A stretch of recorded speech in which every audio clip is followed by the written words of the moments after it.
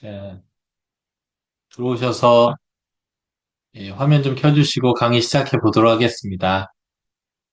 예, 레위기 다시 설명드리도록 하겠습니다.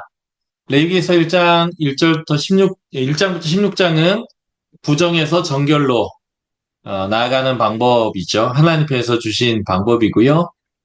정결해지는 방법을 설명하는데 1장부터 7장은 제사장을 중심으로 백성들이 제사를 통해서 죄로부터 죄로 인한 부정부터 정결해지는 방법을 설명했다면요.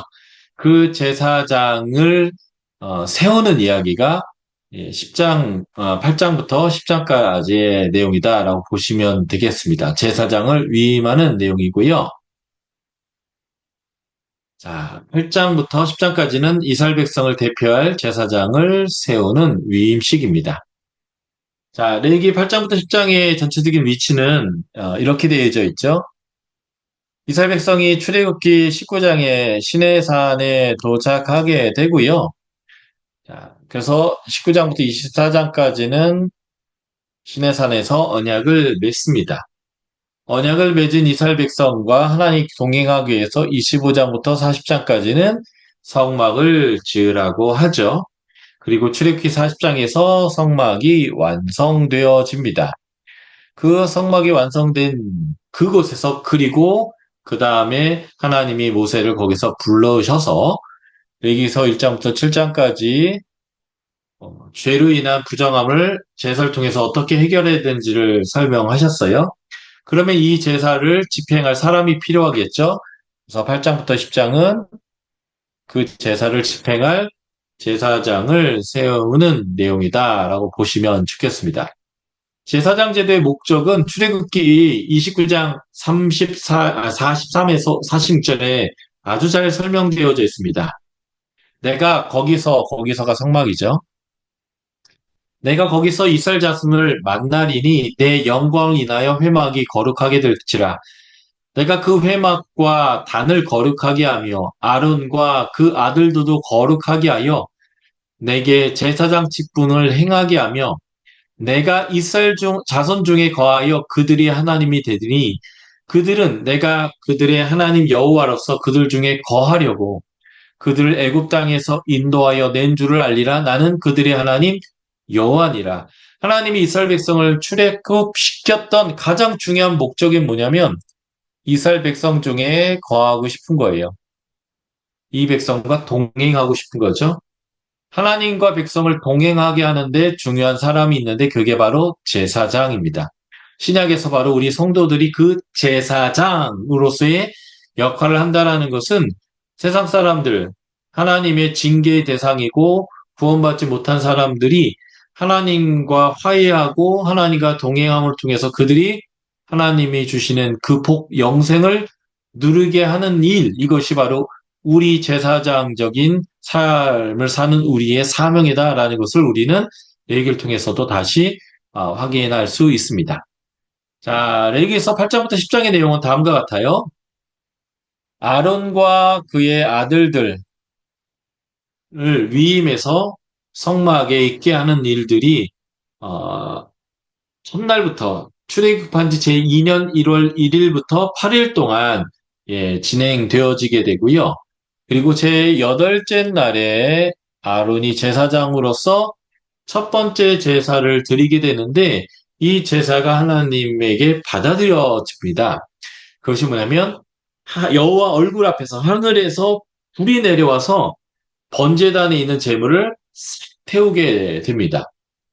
이것은 순종의 결과였습니다.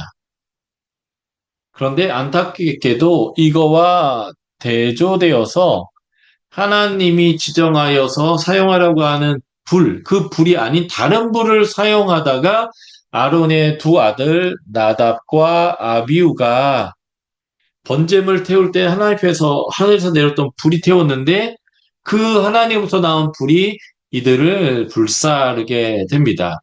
이것은 불순종의 결과죠. 예.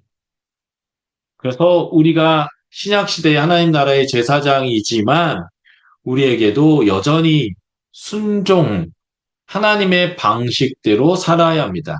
하나님 방식대로 순종할 때 우리는 부정에서 정결로 돌아오게 되고, 정결해지니까 하나님과 동행하게 될 뿐만 아니라 우리는 사명인 제사장의 삶을 통해서 다른 사람들도 구원하게 되는데, 이런 모습 전체가 세상과는 다른 거예요. 이것이 구별됨인데 이것을 거룩하다라고 합니다. 그래서 레위기는 하나님 외에 하나님이 따로 떼어놓고 하나님의 방식대로 다르게 되어져 있는 그 구별됨, 거룩함을 가르치는 책이다. 이렇게 보시면 될 것 같고요. 그래서 이 나답과 아비후의 이런 모습들은 구별됨이 아니라 불순종의 모습이고, 하나님의 제사장으로서 순종하고 했더니 하나님의 불이 내려와서 재물을 태우고 백성들의 죄가 용서되는 이러한 은혜를 세상 가운데 주는 삶이 바로 이러한 구별된 삶, 거룩한 삶이다. 이렇게 보시면 좋겠습니다. 아론과 그의 아들들의 위임식과 성막을 거룩하게 속하는 이 모든 내용에 반복되는 단어는 이런 거예요. 여호와의 명대로. 하나님의 말씀대로 순종할 때 하나님의 영광이 나타나게 되는데 그것이 무엇이냐? 하늘에서 불이 내려와서 번제단의 제물을 태워버리는 하나님의 임재가 나타났는데 이 임재는 예배를 받으시는 거예요. 번제단의 제물을 태우시는 것이었다라는 거고요.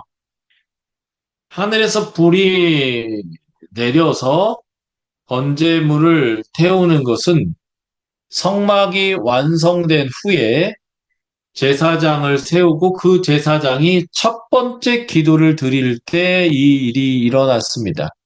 예. 하나님의 임재는 기도와 굉장히 깊은 연관이 있어요.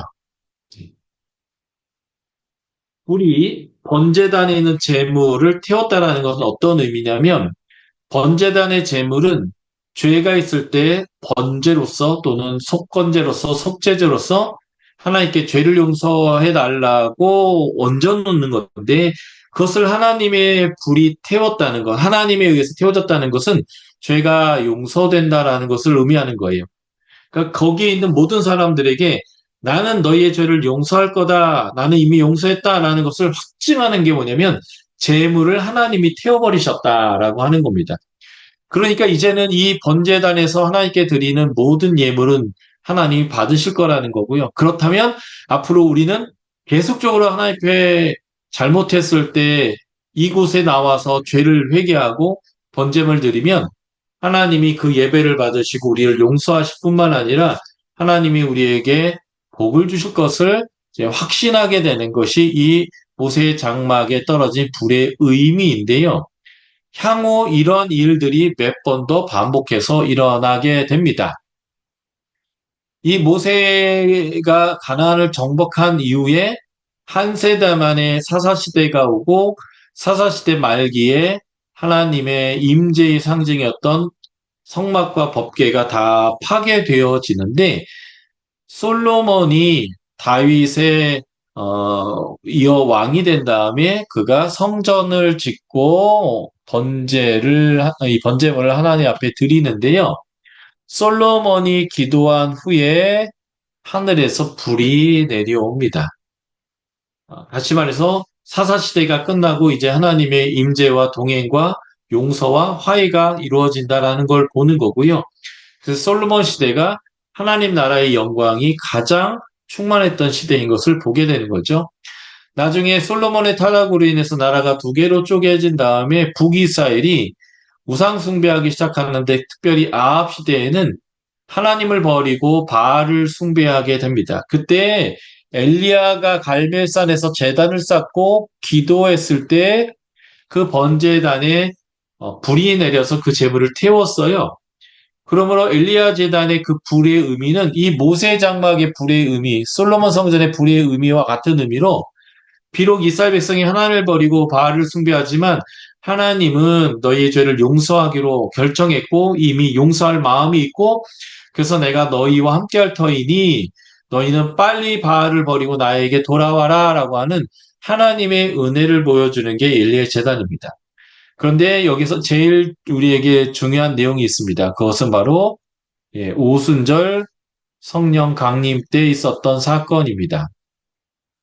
오순절 성령 강림 때 어떤 일이 벌어졌냐면 각 사람 위에 불의 혀가 갈라지는 것 같은 불이 임했어요.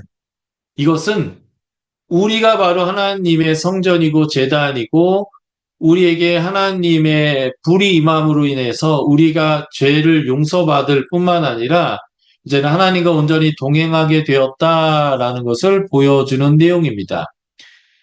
마가다락방에서 성도들이 합심하여 기도할 때에 이런 일들이 일어났어요. 그러므로 오순절 성령 강림 때 일어났던 이 불에 임한 사건을 제대로 해석하려면 모세 장막에 임했고 솔로몬 성전과 엘리야 제단에 임했던 이 불의 의미가 무엇인지를 이해하는 것이 굉장히 중요하고요. 오순절 성령 강림은 교회 공동체가 각 개인이 하나님의 성전인 것과 세상을 향하여 제사장의 역할을 하고 죄를 용서하고 하나님과의 화해를 이룰 수 있는 공동체로 인증받았다라는 것을 보여주는 내용이다라고 이해하시면 될 것 같습니다.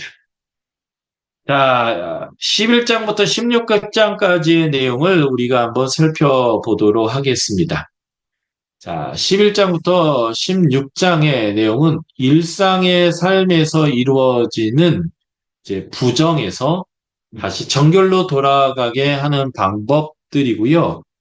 그래서 무엇이 깨끗하고 무엇이 부정한지를 구별하게 하고 부정한 것이 정결로 돌아올 수 있는 방법을 설명하는 그런 내용이 11장부터 15장까지 계속되고 있습니다. 대부분 일상의 삶에서 이루어지는 부정에 대한 내용을 다루고 있습니다.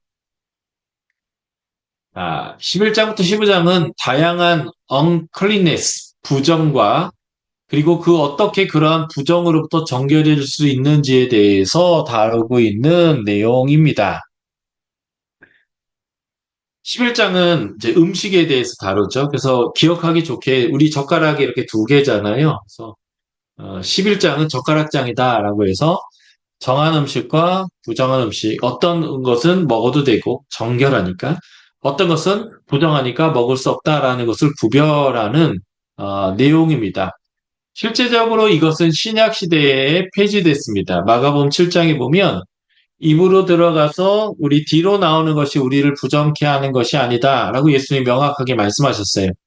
정말 우리를 부정케 하는 것은 우리 마음에서 속에서 나아가는 것인데 우리 속에서 나아가는 탐심, 욕심, 음란, 미움 막 이런 것들이죠. 그래서 진정한 부정은 겉의 문제가 아니라 속의 문제라고 분명히 말씀하셨고요.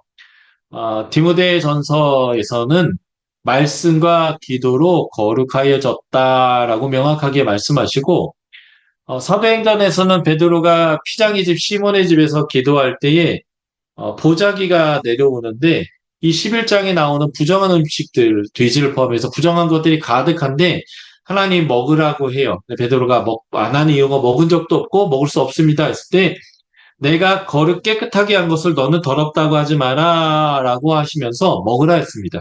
물론 베드로의 이게 더 직접적인 얘기는 이방인 고넬료와 연결되어 있는 이방인도 정결한 하나님 백성이다라고 얘기하는 내용과 연결되지만 분명하게 이 11장의 음식법은 신약의 수많은 구절을 통해서 이제는 폐하여졌다라는 것을 볼 수 있습니다. 그러나 우리가 기억해야 되는 거죠. 우리는 먹든지 마시든지 무엇을 하든지 하나님의 영광을 위해서 하는 사람들이기 때문에 무엇을 먹을지 안 먹을지를 가려야 하는 그런 원리는 동일하다라고 볼 수 있겠고요.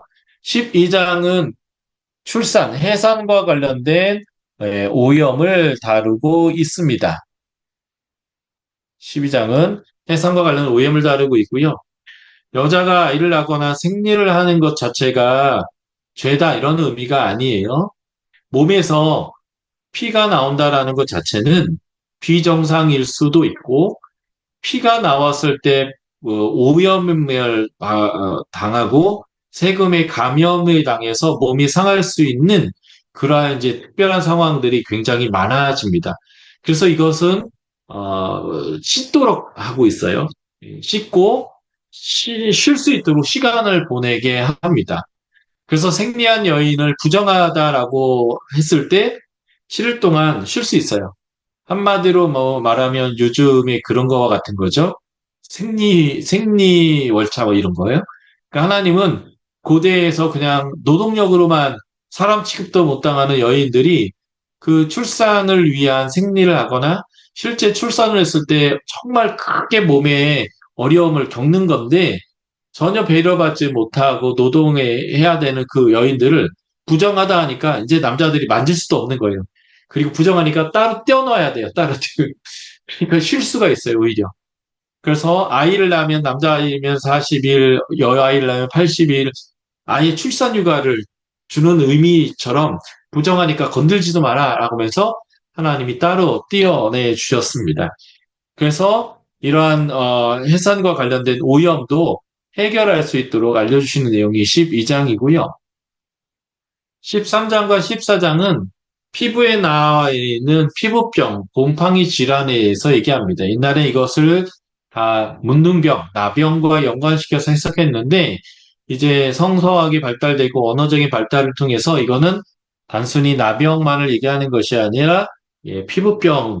근데 이제 피부병이 악성인가 아니면 아닌가 이런 것들을 이제 구별하게 하는 그런 내용과 연결절 있고요. 어떻게 보면 인간이 살아가면서 부정해지는데 요즘 한국 사람들 같은 경우에는 실내에 샤워기에서 물이 아무 데나 쏟아져 나오고 찬물과 더운 물이 나오기 때문에 본인만 원한다면 아침 저녁으로 특히 여름 같은 경우에는 세 번이고 네 번이고 샤워를 해서 자기를 청결하게 할 수 있겠지만 고대에는 특히 이스라엘 지역 같은 경우에는 물이 아주 귀했기 때문에 목욕을 그렇게 자주 할 수 없었거든요. 그러다 보니까 이제 생리를 한다든지 이제 성관계를 통해서 설정을 한다든지 아이를 낳아서 피해가 흐른다든지 아니면 이제 몸에서 성병이 걸려서 피가 같은 게 이제 나왔다고 했을 때 제대로 깨끗하게 씻고 하지 못함으로 인해서 본인뿐만 아니라 그 질병이 확산되는 그런 일들이 있었기 때문에 하나님 그것은 부정하다라고 하고 그것을 정결하도록 씻게 하고 그리고 부정한 사람이 다른 사람과의 접촉을 통해서 세금 감염이나 이런 것들이 확산되지 않도록 하는 그러한 의미로서 부정하다라고 말씀하신 거지 죄인 취급하고 그 사람을 주황글씨 써가지고 낙인을 찍는 그런 의미로 보지 않을 수 있겠다라고 보시면 좋겠습니다. 그래서 13장, 14장은 피부뼈 곰팡이, 15장은 몸에서 나오는 유출이죠. 이런 것에 대해서 다룹니다. 그런데 이게 현대 우리와 어떤 관계가 있을까라고 하는 것인데요. 우리는 정결하다. 다른 사람과는 다른 정결함을 가져야 된다라는 메시지와 함께 또 하나가 중요한 게 있는데 그것은 신약 성경을 이해할 때 신약 성경 특히 복음서에 나와 있는 수많은 예수님의 일화와 가르침에는 이 내기법에 기반한 이야기들이 굉장히 많이 나옵니다. 그래서 예수님의 가르침을 제대로 이해하려면 바로 이러한 법들을 이해하는 게 굉장히 중요하죠. 아까 음식법 같은 경우는 마가복음 7장의 내용과 깊은 연관이 있다면 13, 14장의 피부병과 관련된 내용은요. 마가복음 1장의 이제 마지막 부분에 보면 어, 나병 환자가 마가복음 1장 40절부터 45절까지인데 나병 환자가 예수님에게 나옵니다. 원래 이 레위기법에 의하면 나병 환자는 부정하기 때문에 이스라엘 진 바깥에 머물러야 하고요. 사람들이 모르고 자신에게 다가온다면 내가 나병 환자고 전염될 수 있는 부정한 사람이기 때문에 입술을 가리고 부정하다, 부정하다, 나는 부정하니까 나한테 오지 마세요라고 알려야 되는 의무를 갖고 있습니다. 그런데 마가복음 1장 40절에 보면 이 나병 환자가 예수께 와요, 오히려. 나한테 오지 말라고 얘기해야 될 사람이 오히려 예수님에게 와서 뭐라고 얘기하냐면 원하시면 나를 깨끗하게 하실 수 있습니다라고 했습니다. 예수님은 이 부정한 사람과 접촉하지 말아야 하고 이 사람이 자신에게 찾아왔을 때 도망가야 하는데 41절에 보면 예수님이 불쌍히 여기서 그에게 손을 대시며 뭐라고 얘기하냐면 내가 원한다라고 얘기해요. 하나님의 나라는 이 레위기법하고보다 더 적극적으로 그들을 원하고 그들에게 손을 대고 손을 대면 부정해지는 게 아니라 예수님의 손을 대를 통해서 그가 정결케 되는 나라입니다. 그리고 예수님이 딱 한 가지를 요구해요. 내가 너 치유했으니까 돈 내놔 이런 걸 요구하는 게 아니라 제사장에 가서 보여라. 분명히 레위기 13, 14장에 보면 몸에 이렇게 피부병이 나면 제사장을 찾아가서 이게 악성인지 아닌지를 분별받고 악성 피부병이라면 진 밖으로 나아가야 하고 치유가 다 됐다 싶으면 제사장에 가서 상태를 확인받고 이제는 치유됐다라는 확인을 받고 공동체로 복귀하는 모든 절차가 이 제사장과 연결되어져 있거든요. 그러니까 예수님은 돈을 요구한 게 아니라 네가 기존의 율법은 너를 세상에서 사람들 공동체에서 쫓아냈지만 나는 너를 정결케 해서 그 공동체 가운데로 다시 돌려보낸다라는 의미로 제사장에게 보여라 이렇게 얘기했거든요. 우리가 이 레위기법을 전혀 모르면 예수님과 이 나병 환자의 대화를 잘 이해하지 못해요. 그러나 이 레위기법을 우리가 알게 되면 아 예수님이 가져오시는 하나님 나라는 이런 나라구나라는 것을 잘 알 수 있습니다. 자, 레위기 15장에 몸에 싸우는 유출과 관련된 것은 마가복음이나 다른 복음서에도 나오는데 혈류증 여인이에요. 12년 동안 혈류증에 걸렸던 여인의 얘기가 나오는데요. 이 얘기는 우리가 잘 알다시피 마가복음 5장에 나와요. 5장 21절부터 43절까지 나오는데 이 부분에 보면 마가복음 5장 21절부터 43절까지 내용을 보면 야이로 회당장 야이로 얘기 안에 요 혈루증 여인 얘기가 나오거든요. 이 레위기 15장에 의하면 몸에서 유출이 일어난 여인은 부정합니다. 그래서 이 부정한 여인은 다른 사람을 접촉하면 안 돼요. 다른 사람이 있는 곳에서부터 떠나 있어야 합니다. 그런데 12년 동안이나 혈류를 흘렸어요. 그러니까 이 여인은 부정해도 너무너무 부정한 여인입니다. 그런데 이 여인에게 예수님을 만지면 나을 것 같은 믿음이 있었어요. 그런데 예수님에게 나아가는데 문제가 생겼습니다. 뭐냐면 예수님을 둘러싸고 있는 사람이 너무나 많은 거예요. 그래서 예수님에게 나아가려면 어떤 일을 해야 되냐면 그 사람들을 다 만지고 해치고 나가서 예수님을 만져야 됩니다. 이 말은 무슨 말이냐면 레위기법에 의하면 부정한 사람이 만졌던 것, 앉았던 것, 그리고 그 사람과 직접적으로 접촉하는 것은 그 사람이 부정케 되는 거거든요. 그런데 그 사람들을 만지고 해치고 나갔다는 것, 그것은 그 사람이 이 여인이 만진 사람들을 다 부정케 하는 거고요. 부정케 된 사람이 옆 사람하고 부딪히면 그 사람도 부정케 되는 거예요.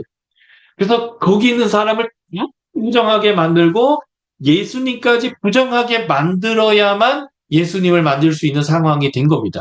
이것은 테러이고 잡히면 돌 맞아 죽을 죄임에도 불구하고 이 여인은 예수님을 만나야겠다라고 뚫고 들어갔단 말이에요. 그런데 예수님이 자신의 몸에서 능력이 나은 것을 아시고 누가 나를 만졌느냐라고 물으세요.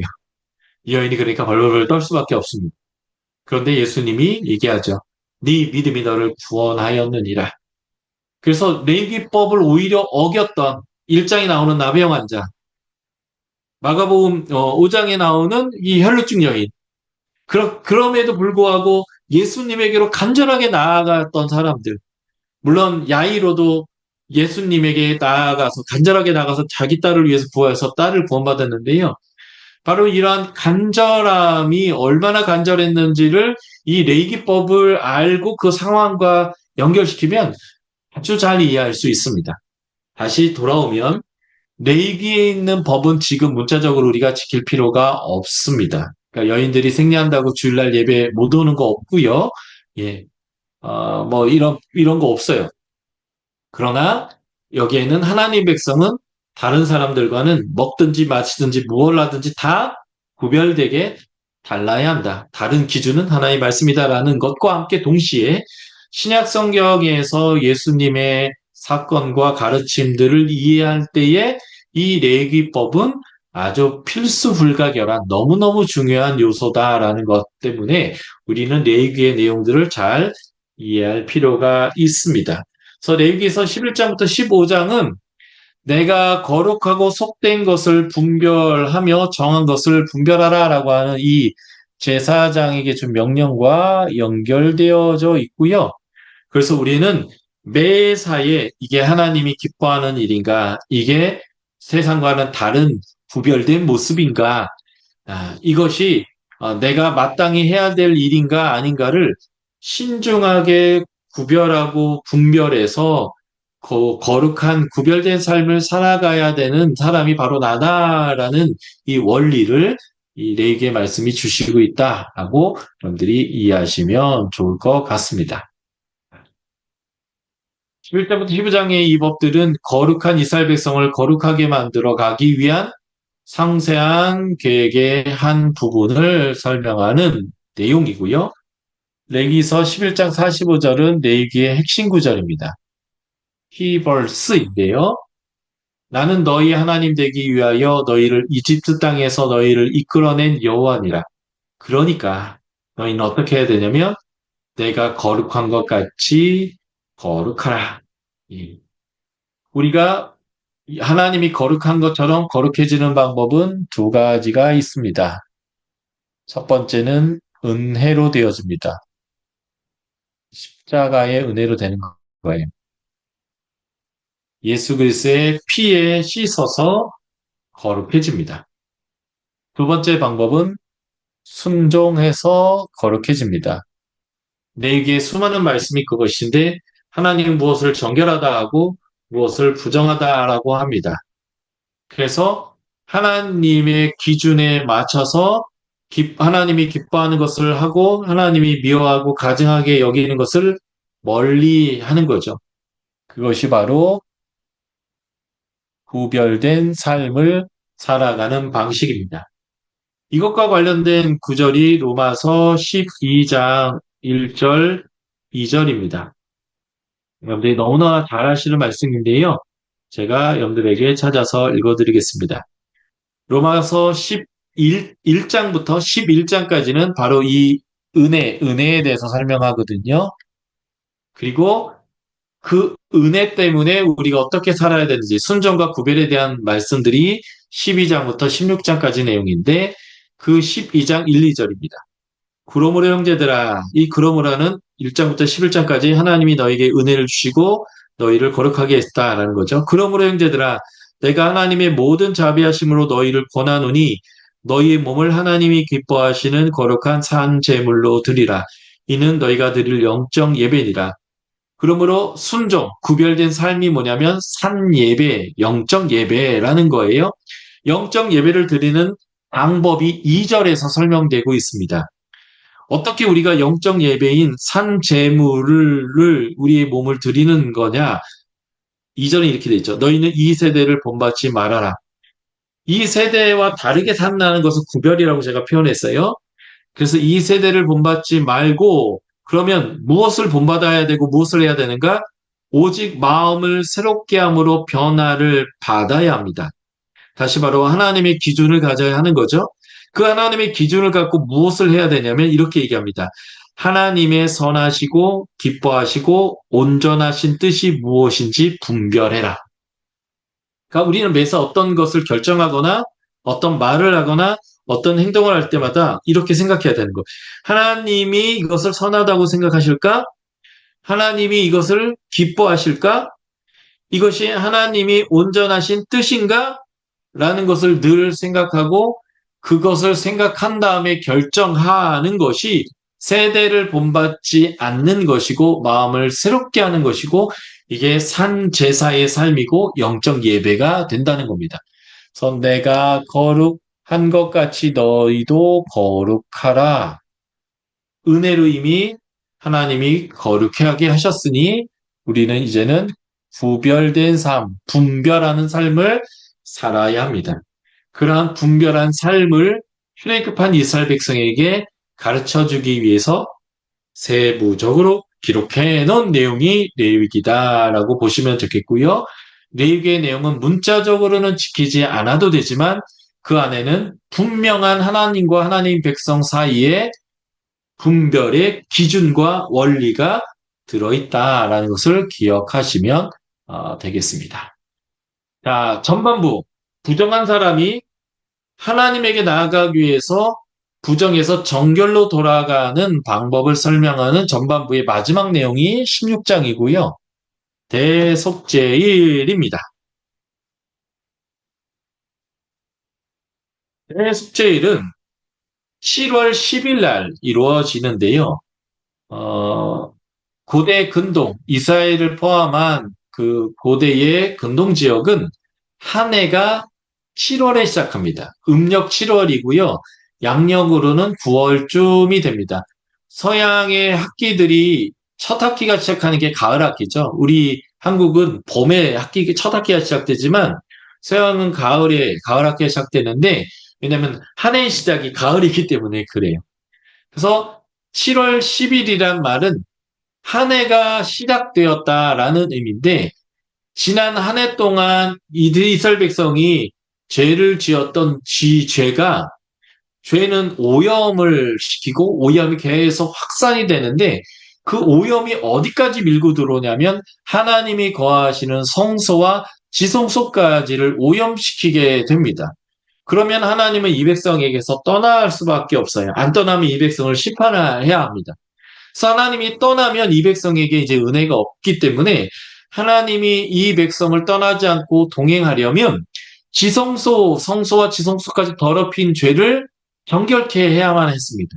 그래서 하나님은 이 7월 10일 대속죄일만 제사장, 특별히 대제사장에게 휘장을 열고 지성소까지 들어올 수 있도록 허용하셨습니다.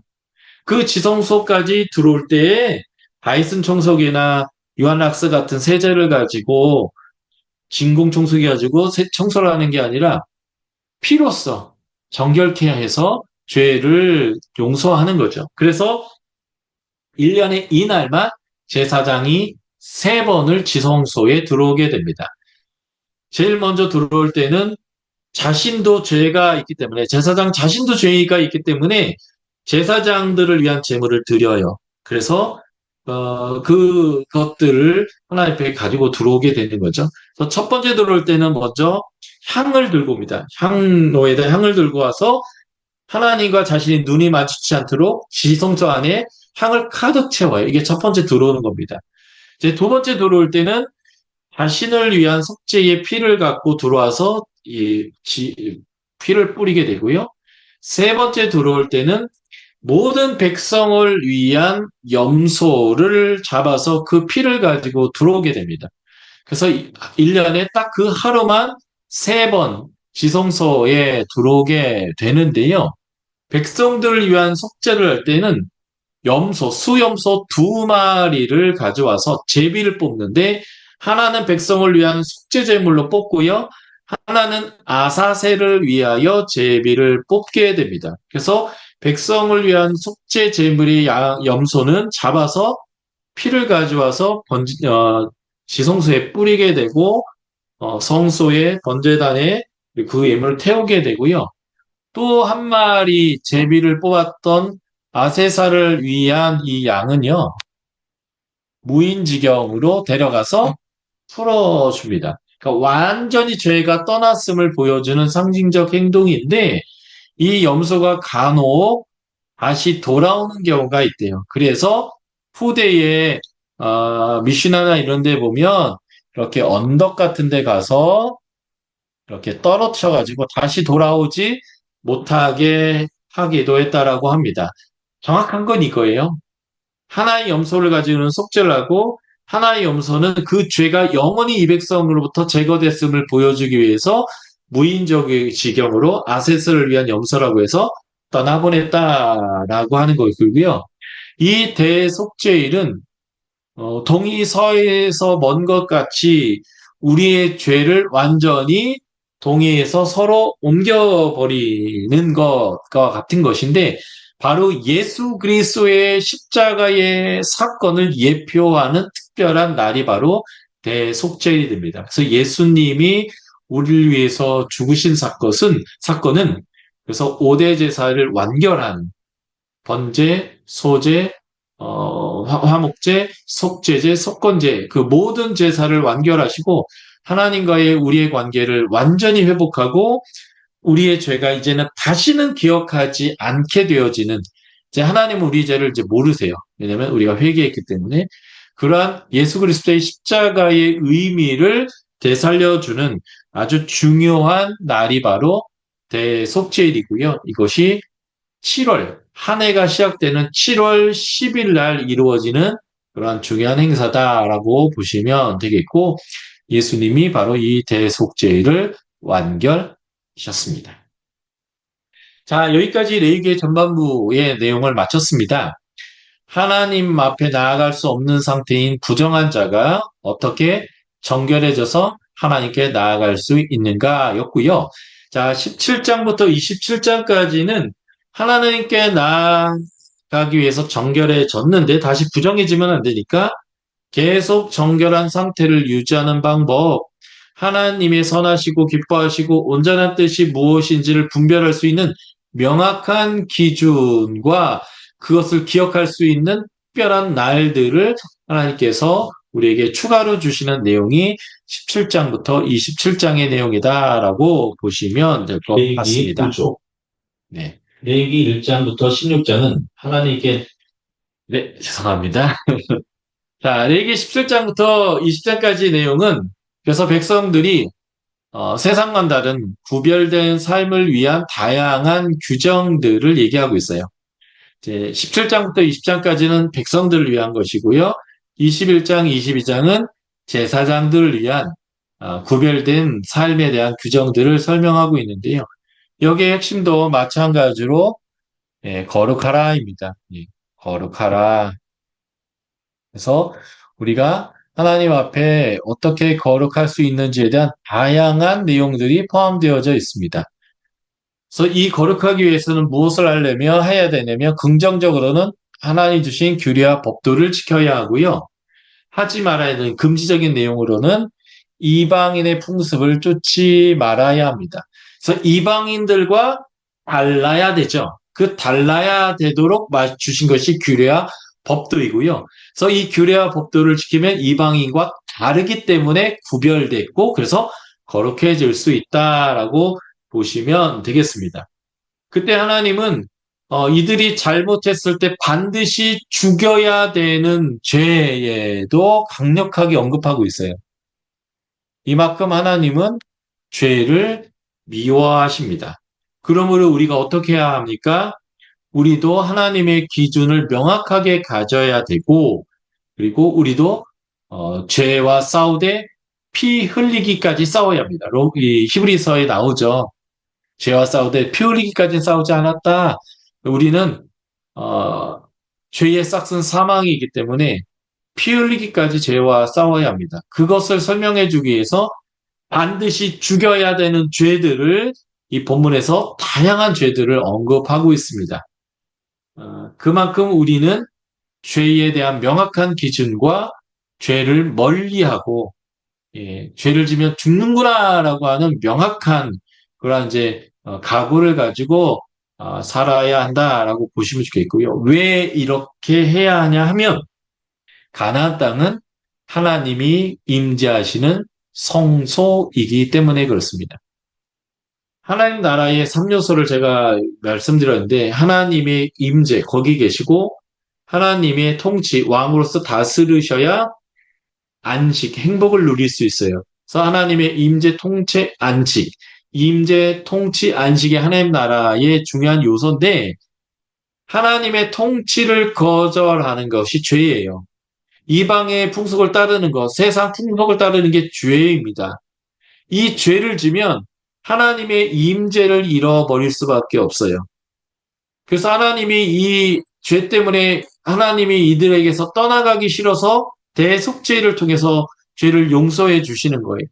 일상에서는 5가지 제사를 드리러 사람들이 올 때마다 용서해 주시고 그것도 부족해서 대속죄를 통해서 용서하시는 건데 이 백성이 하나님 앞에 회개하고 제사를 드리고 죄와 피 흘리기까지 싸우는 일을 하지 않아요. 그래서 하나님이 떠나갈 수밖에 없는 거예요. 하나님이 떠나갈 수밖에 없었던 사건이 구약에 두 번 등장합니다. 첫 번째가 사무엘상 4장에서 이가봇, 하나님의 영광이 떠나고 성막이 파괴되고 성막 안에 있어야 했던 하나님의 법궤가 블레셋에 빼앗겨서 다곤 신당에 놓였던 이 사건, 사사시대 말기에 있었던 하나님의 임재의 상실의 얘기가 하나 있고요. BC 586년에 바벨론 왕 느부갓네살에 의해서 솔로몬 성전이 파괴당하고 이스라엘 백성이 포로로 끌려가나 다 죽었던 사건. 이게 하나님의 통치를 거절하여서 하나님의 임재를 잃어버리고 안식까지 잃어버렸던, 하나님 나라를 잃어버렸던 대표적인 두 사건입니다. 바로 그러한 하나님의 임재의 땅이 가나안 땅인데 이 가나안 땅을 정결케 하고 하나님이 계속 이곳에 계시게 하기 위해서는 거룩해야 합니다. 거룩하려면 하나님의 법도를 지켜야 하고 이방인의 풍습을 따르지 말아야 합니다. 더 자세한 내용들은 묵상하시면서 여러분들이 내용을 보실 것이지만 제가 여러 번 말씀드렸는데 레위기에 나오는 모든 법은 문자적으로 우리가 지키지 않습니다. 그것은 옛 언약 하나님과 옛 언약 백성 이스라엘 가운데 맺어진 언약이고요. 우리는 신약에서 말하고 있는 새 언약의 백성답게 살아야 합니다. 그래서 옛 언약의 율법을 재해석했던 복음서에 나오는 산상수훈과 같은 그러한 구체적인 예수 그리스도의 명령을 우리는 따르는 사람이기 때문에 제가 이 강의에서 시간도 짧지만 다 이 명령에 대해서 말씀드리지 않는 거고요. 큰 원리만 말씀드렸다라고 보시면 되겠습니다. 자, 그리고 21장, 22장은 계속 거룩함을, 정결함을 유지하기 위한 제사장들을 위한 규례입니다. 그래서 제사장들은 거룩한 떡, 거룩한 곳에서 먹어야 되고요. 그래서 시체나 부정한 것으로 더럽히면 안 되고요. 특별히 성적으로 거룩해야 됩니다. 그래서 제사장의 딸이 음행을 해가면 반드시 죽여야 되고요. 예, 그래서 제사장들은 처벌도 없어도 안 되고 음행을 행해서도 안 되는 이런 얘기들이 이 제사장을 위한 규례 중에 늘 등장합니다. 그런데 안타깝게도 아까 제가 실로의 성소가 파괴되고 성막이 무너지고 법궤가 빼앗기고 하나님의 영광이 떠났던 사무엘서 4장 이전에 1장 3장에 보면 엘리 제사장의 두 아들 홈리와 비느하스가 대제사장인데 그들이 성전에서 수종드는 여인과 음행을 행합니다. 그들은 여호와를 알지 못한다라고 본문이 써 있고요. 그래서 나라가 망했습니다. 사사시대의 아주 극명한 모습인데 사사기서의 17장부터 21장이 왜 사사시대가 왔는지를 설명하는 내용인데요. 그 내용에도 보면 제사장을 하는 레위인이 첩을 뒀는데 첩이 음행을 행해서 음행을 하고 그냥 집을 나가버렸어요. 시댁에 가버렸습니다. 그럴 때 이 레위인이 그 첩을 데리러 갔다 돌아오다가 그 첩이 베냐민 지파가 살고 있는 땅에서 많은 남자들에 의해서 윤간을 당하고 죽임을 당하는 그런 사건이 벌어지게 되죠. 그래서 레위 지파, 이 베냐민 지파가 나머지 지파와 전쟁을 해서 멸절할 직전까지 가게 되는 동족끼리 싸우게 되는 아주 처참한 일이 사사시대에 벌어지는데요. 지금 제가 말씀드렸던 사사기의 내용이나 사무엘상 1장부터 4장의 내용을 제대로 해석하기 위해서는 이 제사장의 규례를 이해하는 것이 굉장히 중요합니다. 제사장은 거룩해야 한다라고 하는 거고요.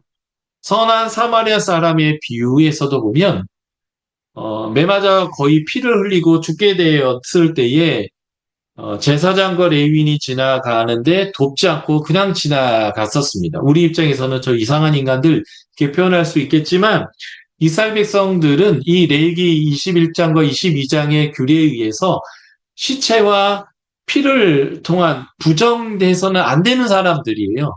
그러니까 우리는 도와줬어야지라고 생각하지만 유대인들은 잘 지나갔어, 잘 지나갔어. 하나님 말씀에 그 만지면 안 된다고 돼 있는데 제사장과 레인이 그 사람 만지면 안 되지라고 해석했을 거예요.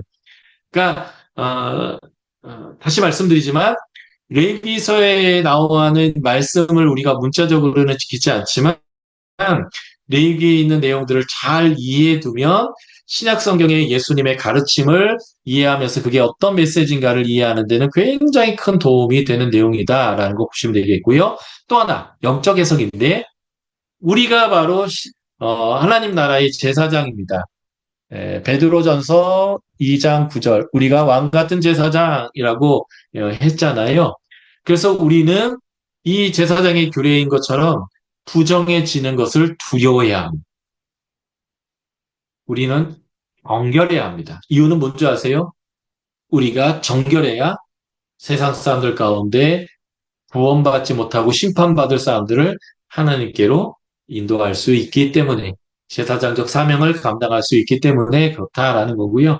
그래서 레위기 21장과 22장은 제사장이 정결함과 거룩함을 다루는 내용이다라고 보시면 되겠습니다. 자, 레위기서 23장부터 25장의 내용을 다루도록 하겠습니다. 이 내용들은 이제 일상의 삶에서 일정한 주기로서 하나님의 백성이 모이고 행해야 되는 특별한 날과 절기, 그리고 특별한 해에 대한, 특별한 날에 대한 내용이겠고요. 이것이 하나님 백성의 정체성을 유지하는 것, 거룩한 백성으로서의 정체성을 유지하는 데서 굉장히 중요하다라고 볼 수 있겠습니다. 일단은 이 사이클 중에 가장 짧은 사이클은 일주일 단위의 사이클입니다. 한마디로 얘기하면 안식일인데요. 안식일은 유대인들에게서는 성전에 가는 날이 아닙니다. 원래 처음 출애굽해서 하나님이 시내산에서 율법을 주셨을 때는 일주일 단위로 가정이 모여서 함께 식사하면서 안식일을 시작하면서 쉬는 날이에요. 한마디로 말하면 하나님이 7일 동안 세상을 창조하셨고 그 7일이 하나님 나라의 완성일인데 완성이 안식하는 날이었거든요. 그 하나님 나라가 완성돼서 하나님 나라를 누리는 날이 7일인데 일주일 단위로 그 7일마다 하나님의 나라의 안식을 경험하도록 하는 날이 바로 안식일이고요.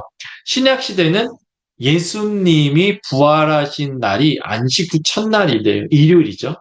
유대인들은 금요일 해가 떨어질 때부터 토요일 해가 떨어질 때까지가 안식일인데 예수님이 부활하심으로 인하여 우리는 안식일을 지키지 않고 안식일의 의미를 예수님이 부활하신 날인 주일로 지킵니다. 이유는 안식일은 하나님의 창조가 완성돼서 하나님의 안식을 누린 날이라면 예수님의 부활은 우리가 새로운 피조물로 창조되고 하나님의 나라를 다시 우리의 삶 안으로 받아들인 날, 그 안식을 누리는 날이기 때문에 예수님의 부활이 바로 우리에게는 새로운 하나님 나라의 창조의 날이고 안식이 되는 거죠. 그래서 우리는 안식일이 아니라 주일을 지킵니다. 그리고 월삭, 매달의 첫날, 우리는 월삭이라고 해서 하나님 앞에 예배를 드리는데 내가 하나님의 백성임을 드러내는 날이고요. 1년에 절기가 있어요. 1월 달에 있는 6월절, 하나님이 우리를 구원하셨구나라고 하는 것을 하나님이 이 애굽을 심판하러 쫙 징계하러 오시다가 문설주와 임방에 피가 발라져 있으면 슉 넘어갔는데 6월이라는 게 넘어간다는 뜻이거든요. 그래서 6월절은 하나님의 구원을 경험하는 날인데 바로 이 6월절 때 예수님이 죽으셨고 십자가의 피를 흘리셨습니다. 그래서 6월절은 신약에서 예수님의 십자가의 죽음과 우리가 죄와 사망으로부터 구원받았음을 보여주는 그런 의미이고요. 그래서 유대의 절기는 다 예수 그리스도를 예표하게 됩니다. 제사도 예수님을 예표하죠. 대속죄일도 예수님을 예표하죠. 모든 날과 절기도 예수님을 예표하는 거예요. 그러므로 레위기는 신약 성경에서의 예수님이 행하신 일을 이해하는데 결정적으로 중요한 책이다. 이렇게 이해하시면 되겠고요. 6월절은 예수님의 초림과 우리의 구원의 날을 설명한다라고 볼 수 있겠습니다. 6월절과 같은 절기가 무교절인데요. 6월절 어린 양을 잡아 먹을 때에 누룩을 넣지 않는 빵을 먹었습니다. 상황은 이렇죠. 이제 그날 밤 갑자기 바로가 이스라엘 백성을 다 나가라고 쫓아내 버렸습니다. 그런데 먼 길을 가야 하기 때문에 이스라엘 백성이 빵을 빨리 만들어 먹고 많은 빵을 만들어서 짊어지고 나가야 하는데 누룩을 넣어서 부풀릴 시간이 없는 거예요. 그래서 그냥 밀가루 반죽해서 부풀지 않은 누룩도 안 들어간 빵을 많이 구워서 먹고 준비해서 나간 것이 이 무교절입니다. 그래서 무교절은 하나님의 구원과 깊은 연관이 있고요. 신약에서는 누룩은 죄의 확산과 누룩이 부풀게 하는 것의 연관성 때문에 죄와도 연관시킵니다. 그래서 예수님은 헤롯의 죄, 나쁜 것을 조심하라라고 할 때 헤롯의 누룩을 조심하라라고 이제 설명하셨는데요. 그래서 무교절은 누룩 없는 절기인데 그래서 죄 없이 하나님과의 정결한 관계 안에서 일상을 살아가도록 하는 것을 상징하는 절기가 또 무교절이 되겠다라고 보시면 되겠습니다. 그리고 초실절인데요. 6월절 다음 날이 초실절입니다. 초실절은 말 그대로 문자적으로 첫 번째 열매인데요. 그 첫 번째 열매 곡식의 한 단을 딱 베다가 이것을 제사장에게 갖다 주면서 하나님께 제사 드리는 것인데 예수님이 부활의 첫 열매가 되신 것과 연결된 절기가 초실절입니다. 6월절, 무교절, 초실절은 그래서 다 우리가 하나님께 구원받았고 구원받은 자로서 죄 없이 정결함을 살고 예수님이 부활하셨듯이 우리도 부활할 거다라는 것들을 보여주는 절기가 되겠습니다. 6월절 다음 날로부터 50일이 지나면 오순절이라고 불립니다. 수는 열을 뜻하고 오수는 50을 뜻하는 거죠. 그러므로 오순절은 출애굽한 다음에 50일이 지난 날 시작됐는데 출애굽기 19장 보면 이스라엘 백성이 3월의 초에 시내산에 도착했다라고 얘기합니다. 그래서 이스라엘 백성이 그 시내산에서 하나님께 율법을 받고 성막을 완성하고 하나님의 영광이 임한 것과 이스라엘 백성은 오순절을 연결시킵니다. 그래서 성령이 임하신 사건이 오순절날 있었어요. 성막이 완성되고 하나님의 영광이 임했듯이 예수 그리스도의 십자가의 사건을 통해서 새로운 성막인 하나님의 교회가 성전의 역할을 할 교회에 오순절날 성령이 임해서 하나님의 교회가 태동되었죠. 그래서 오순절은 신약의 예수님의 성령님이 임하시고 하나님의 교회가 성립된 시내사에서 언약 맺고 성막에 하나님의 영광이 임한 것처럼 신약 시대 때에 하나님의 교회 공동체가 세워지고 하나님의 성령이 임한 사건이 오순절의 사건이 되고요. 그래서 예수님은 일부러 6월절날 돌아가셨고 일부러 오순절날 성령을 보내셨습니다. 이게 바로 구약의 6월절과 오순절의 의미를 신약 사람들에게 이해시키려고 했던 것이고요. 7월달, 음력으로는 7월이고 양력으로는 9월, 10월인데 7월이 한 해가 시작됩니다. 그래서 한 해가 시작된 것을 선포하는 절기가 나팔절이에요. 빰빠밤 하고요. 7월 10일 날 대속죄일, 아까 제가 16장에서 설명드렸고요. 그리고 7월 14일부터 일주일 동안 장막절의 축제를 보내게 되는데 장막절 또는 초막절이라고 부릅니다. 장막을 풀로 만들기 때문에 초막이라고 부르는 거고요. 그래서 이제 이파리가 넓고 큰 나무들이 있죠. 종려나무가지나 뭐 이런 것들을 가지고 얼기설기해가지고 초막을 만듭니다. 아, 유대인들의 미시나나 뭐 탈무다 이런 데에 의하면 이렇게 그 풀잎 사이로 별 2개 이상은 보여야 되는 엉성해야 한다라고 얘기합니다. 이 절기의 중요한 의미는 하나님이 광야 40년 동안 우리가 태태 생활을 하지만 우리를 보호하시고 인도하시고 먹이시고 입히셨다라는 것들을 기억하고 감사하는 절기입니다. 하나님의 동행에 대한 감사이고요. 이 초막절과 연결된 또 다른 절기가 있는데 초막절은 종교력이라면 농사력으로서의 초막절과 연결된 절기가 있습니다. 수장절이라고 해요. 수장절이라는 것은 추수를 하고 저장을 한 다음에 감사제를 드리는 겁니다. 우리로 하면 추수감사제와 같은 거고요. 1년 7월이 시작되는데 죄 용서됐죠? 하나님이 먹을 거, 1년 동안 먹을 거 충분히 수확하게 해 주셨죠? 예, 그래서 아주 중요한 절기예요. 이 7월의 절기들이. 그런데 이 초막절은 무엇과 연결되냐면 스갈에서 마지막 장 14장에 보면 메시아가 왔을 때 어떤 일이 벌어지냐면 초막절 축제가 이루어질 거라고 얘기합니다. 예. 그래서 초막절은 메시아가 오는 절기와 연결되어져 있고 그래서 예수님의 재림을 상징하는 절기입니다. 예수님이 변화산에 올라갔을 때에 모세와 엘리야를 만나니까 베드로가 초막셋을 짓겠다고 했던 이유는 예수님이 메시아로 왔다라는 것을 감지했다라는 것을 의미하는 거고요. 6월절 주간에 예수님이 십자가를 지기 위해서 예루살렘에 입성할 때 사람들이 종려나무 가지를 흔들면서 호산나 호산나 구원하소서 구원하소서 했던 것도 예수님을 메시아로 인정해서 6월절이지만 초막절 축제를 예, 이렇게 재현했던 것도 그런 의미입니다.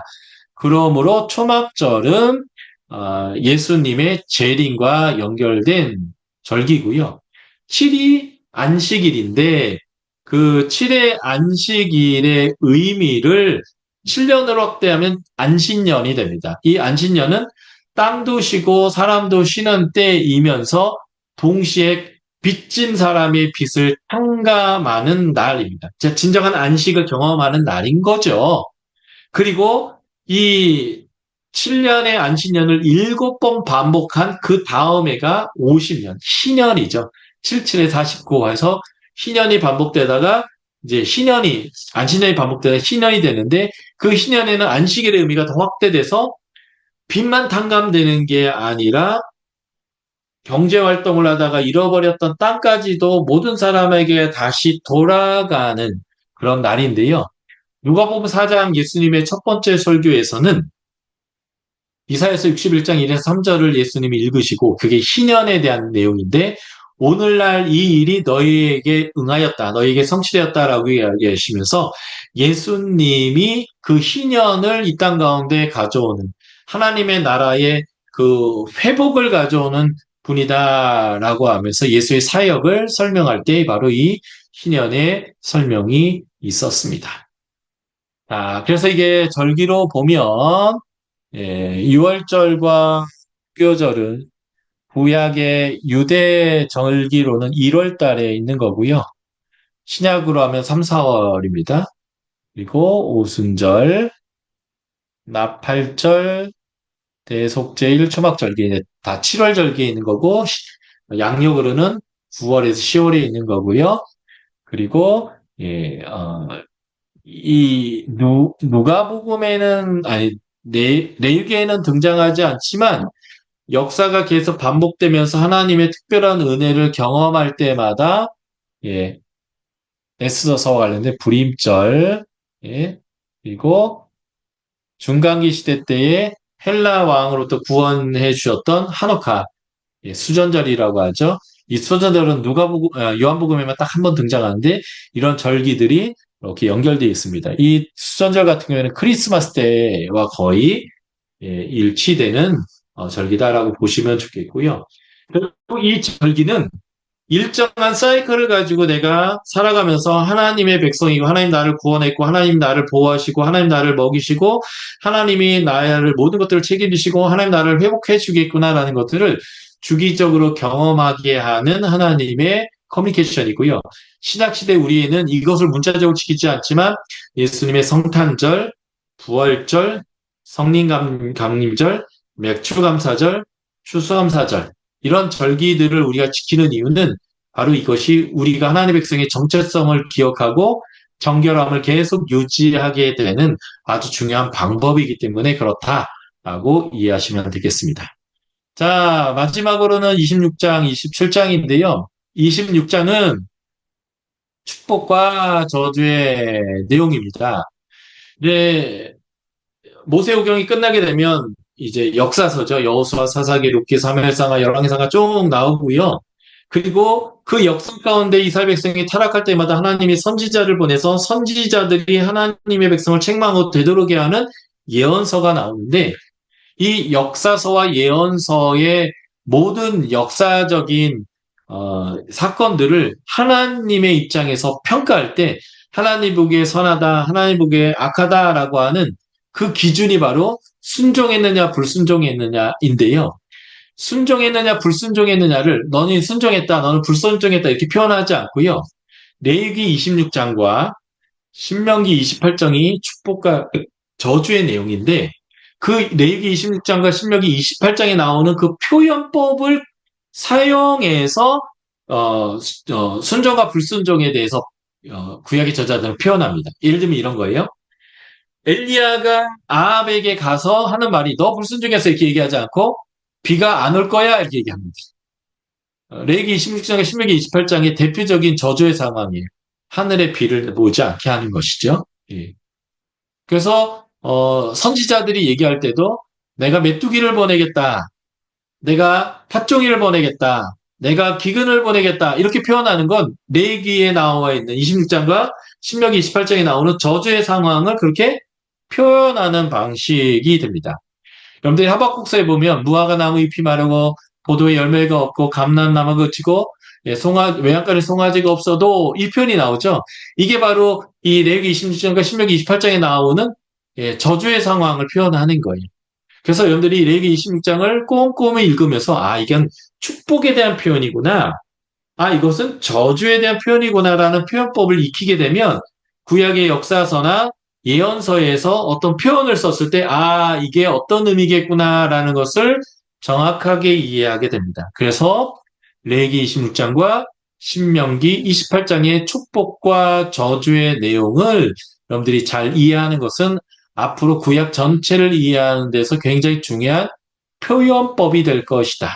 그리고 이스라엘 백성은 하나님과 언약을 맺을 때 순종하면 복, 불순종하면 저주라고 하는 이 교육적인 방법을 통해서 하나님 앞에 순종하여 구별된 삶을 통하여 복을 받고 그 복 때문에 다른 사람이 하나님의 복을 받게 하게 하는 복의 근원의 삶을 살아가도록 했던 하나님의 계약 방식이 있는데 그게 바로 축복과 저주다. 그래서 레위기 20장은 그런 의미에서 중요하게 이해하시면 되겠다라고 보시면 되겠습니다. 정리할게요. 예, 정리하겠습니다. 레위기는 하나님이 구원하신 이스라엘 백성을 내버려 두지 않고 그들과 함께 거하시면서 그들에게 하나님의 복을 누리게 하고 싶어 하시는데 그러려면 함께 거하려면 그들의 죄와 부정의 문제를 해결해야 합니다.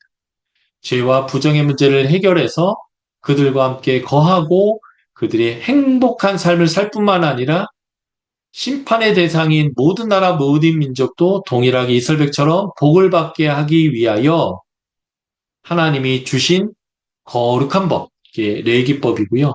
나도 복 받고 쟤도 복 받게 하는 하나님의 배려를 설명하고 있는 책, 이게 바로 레위기다라고 보시면 될 것 같습니다. 제 강의는 다 마쳤고요. 혹시 질문이 있으실까요? 질문이 있으시면 음소거 푸시고 말씀해 주시면 제가 답 드리도록 하겠습니다.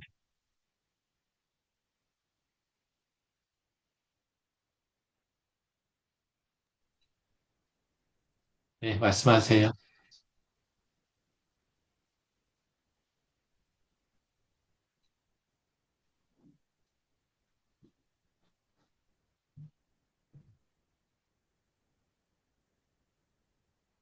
질문이 없으신가요? 네. 성경 통독하다가 출애굽기의 성막 부분과 레위기의 이 부분에서 우리가 많이 실패하는데 사실 성막의 부분과 레위기의 부분은 우리와 함께 거하시고 우리에게 사랑해 주시고 우리가 행복하게 살게 하려고 하는 하나님의 가장 뜨거운 열정이 표현되어 있는 부분이거든요. 그래서 이제 출애굽기가 곧 끝나고 8월 15일부터 이제 레위기 묵상을 시작하시면서 여러분들이 하나님의 사랑, 하나님의 배려, 하나님의 세밀한 은혜를 좀 마음으로 잘 느끼는 그러한 묵상의 시간이 되셨으면 좋겠습니다. 네, 질문 없으시면 우리 강의 마치도록 하겠습니다. 오늘도 수고하셨습니다. 감사합니다. 감사합니다.